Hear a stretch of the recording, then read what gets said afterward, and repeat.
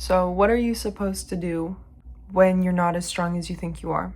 When you don't have as much power as you think you do? When you're not as smart or as quick as you want to be? Because that's where I'm at right now. I'm chasing impossible things, and guess what? They feel impossible. Also, by the way, there's a little kitty in my blanket. I think we try to avoid suffering a lot of the time, but what if suffering was the quickest way to meet who you are? And then discover what you're made of. Because I found out this week that I'm made of very brittle bones. I'm made of paper. I break very easily, and I quit very easily, especially when I'm trying something new. I function off of people telling me, good job. I function off of immediate reward. I function off of passion.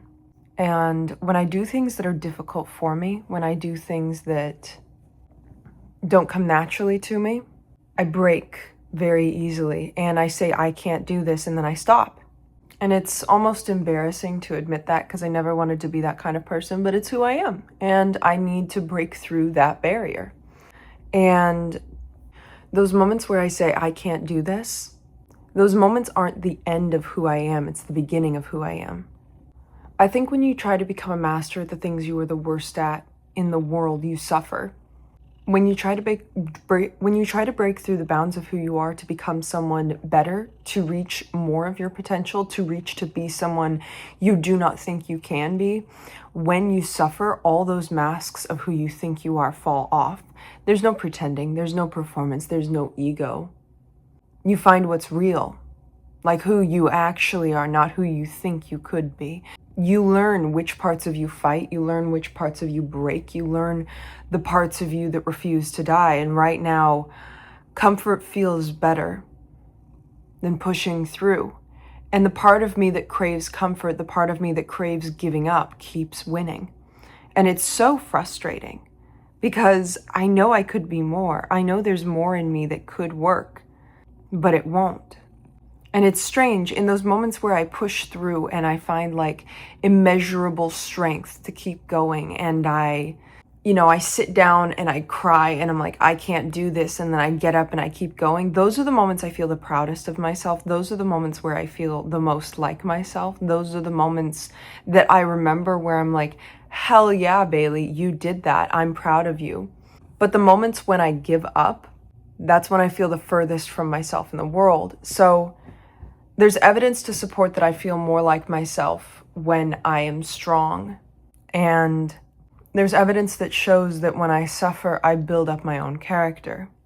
So I'm dealing with this horrible dichotomy where who I am easily gives up, but when I push through, I'm proud of myself and I feel more like myself.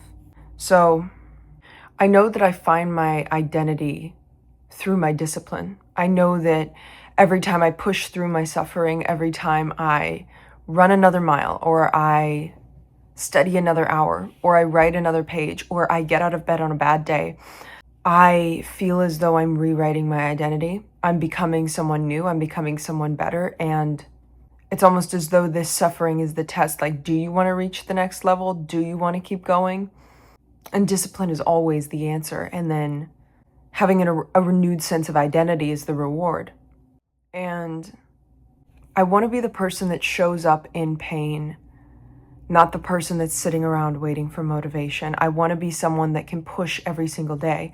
I want to be someone that almost has immeasurable strength and courage and energy, not because they were born that way, but because they crafted themselves into that. And there's a deeper layer that I have to break through, because initial motivation towards anything is really easy. It's really easy to do really well on one test. It's really easy to study for 8 hours one day. It's really easy to run 8 miles one day.